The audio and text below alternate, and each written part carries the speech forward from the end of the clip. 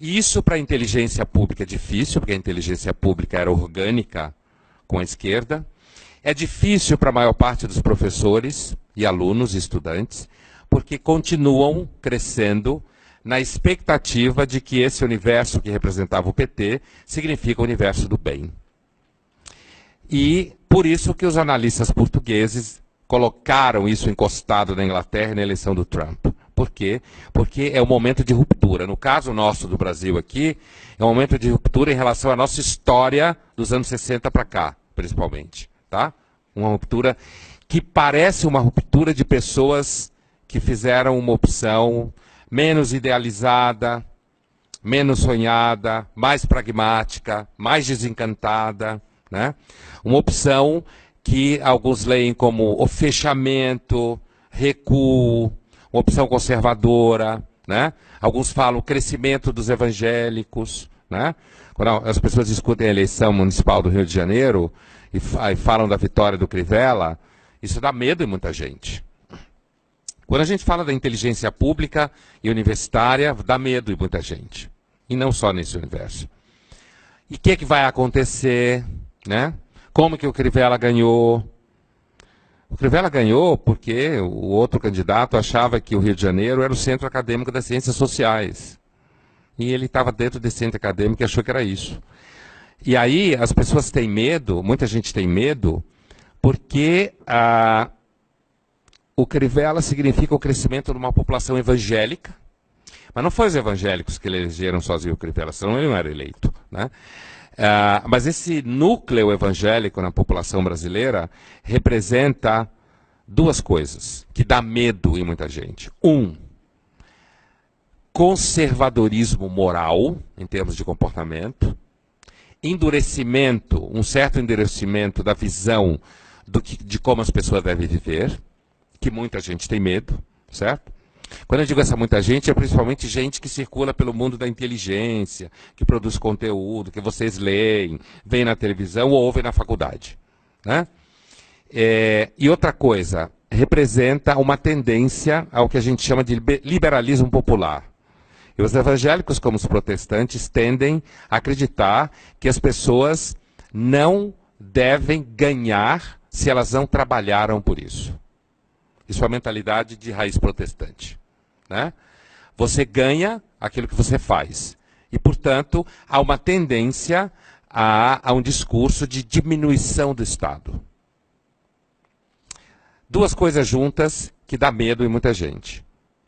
Conservadorismo moral, portanto, discurso centrado na família, discurso de redução de certas questões que têm a ver com comportamento, sexualidade, por exemplo, certo? E ao lado disso, um discurso do tipo assim: você trabalhou, você merece, você não trabalhou, não me enche o saco. E isso significa uma certa crítica a, digamos assim, ajuda social, gasto social, certo? Né? Uma valorização, inclusive, da vida dentro da igreja e não da vida dependente do Estado, né? Então você pega gente que vem de classe social menos privilegiada, que às vezes trabalha como empregada doméstica, essa mulher entra na igreja, ela começa a fazer amizade, ela chora, consegue levar o marido dela, ele também chora, ele bebia, enchia a cara, batia nela. Aí ele para de bater nela, recebe Jesus no coração, o irmão arruma um emprego para ele começa a trabalhar, ele já não gasta o dinheiro dela só, os dois começam a ter dinheiro em casa, um dia volta a transar, coisa que não fazia muito tempo, Jesus ajuda inclusive a isso, ao contrário do que se pensa, certo? Volta a transar, e aí os filhos ficam alegres, porque a mãe está cantando em casa, o pai está feliz, né?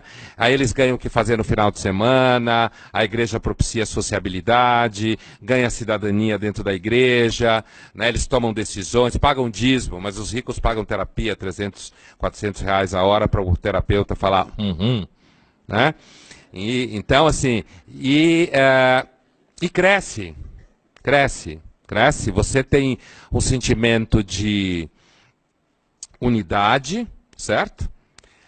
Você tem um sentimento de que você participa de alguma coisa, pessoas que normalmente não sentiam que participavam de coisa nenhuma, ganham cidadania.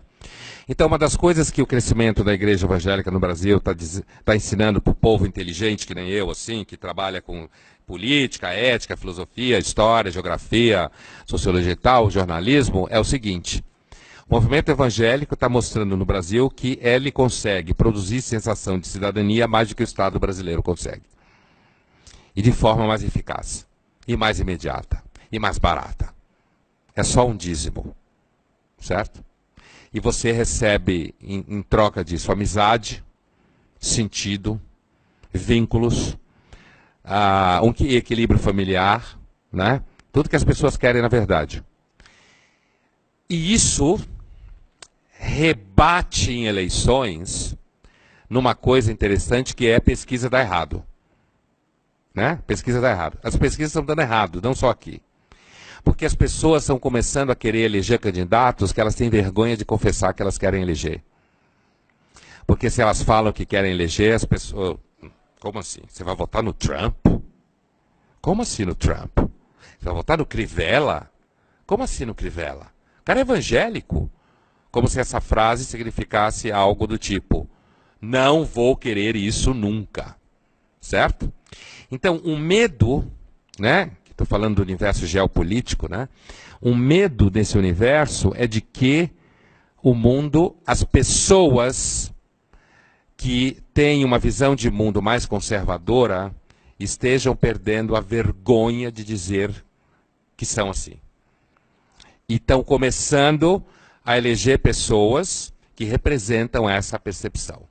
Então, se fala na mídia, como assim o Congresso brasileiro, que saiu da última eleição, em que a Dilma ainda foi reeleita, já saiu mais duro, conservadoramente falando, e se as eleições municipais, como normalmente elas sinalizam, se as eleições municipais de agora continuarem a sinalizar o impacto nas grandes eleições de dois anos depois, a tendência é isso se radicalizar. Né? E então, isso gera uma sensação, principalmente no universo da reprodução do pensamento público. Eu estou insistindo nisso porque é isso que vocês ouvem, é isso que a gente ouve, é daí que produz a percepção. Isso causa o sentimento de que o mundo está mudando, o Brasil está mudando, e de repente pessoas saíram da toca e começaram a falar, sei lá, vou usar um clichê, gente que vira e fala assim: eu acredito em Deus mesmo, e daí? Ou eu acredito na família, e daí? Né? Ou eu sou evangélico mesmo, eu congrego em tal igreja, e daí? Né? E isso você ouve... como assim? De onde você apareceu? Eu pensei que você tinha sumido. Ou você estava em desaparecimento, né? Pelo contrário, no caso dos Estados Unidos, né? Então, no Brasil, o medo nasceria do sentimento de que o Brasil está fazendo uma guinada conservadora, no sentido moral e político. Né? E isso, eu quero que fique claro para vocês, não sei se está claro, isso no ciclo pós-ditadura é uma ruptura. É uma ruptura porque as pessoas tinham medo de dizer que pensavam assim, queriam isso, porque tinham medo que achassem que elas eram torturadoras, malvadas, cruéis. E as pessoas estão perdendo a vergonha na cara de dizer isso. E falam e acabou. Olha, eu não sou torturador, não sou nada disso, mas eu acho isso. E depois que já foi eleito, fala, votei em fulano. Né? Vamos ver se isso vai se reforçar nos próximos 2 anos. Mas o que a gente está vendo nesse momento é essa tendência. Isso está deixando as pessoas que se acham mais inteligentes em pânico. A universidade está em pânico, a maior parte dos jornalistas está em pânico.